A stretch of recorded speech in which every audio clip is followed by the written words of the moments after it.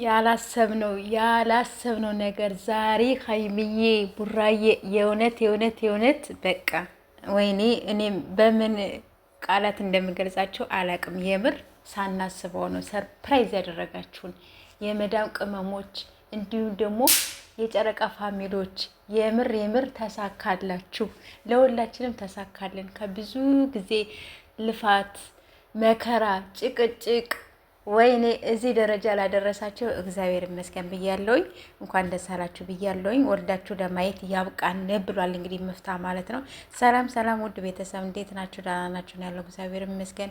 በያላችሁበት ሰላማችሁ ብዝት ይበልልኝ የኔ ውዶች የኔ ምርጦች ማለት ነው። በጣም ደስ ብሎኛል። እንኳን ደስ አላችሁ ብያለሁኝ በድጋሚ ማለት ነው።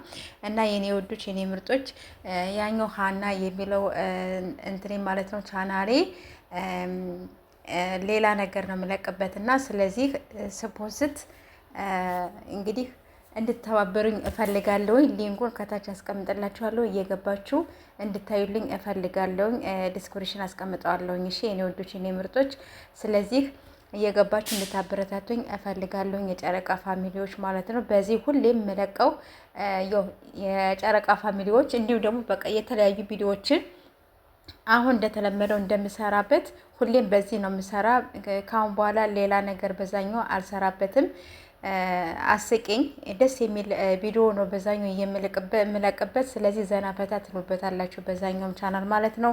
እንድታበረታቱኝ እፈልጋለሁ። የጨረቃ ፋሚሊዎች እንኳን ደስ አላችሁ። ሀይሚዬ እንኳን ደስ አላችሁ።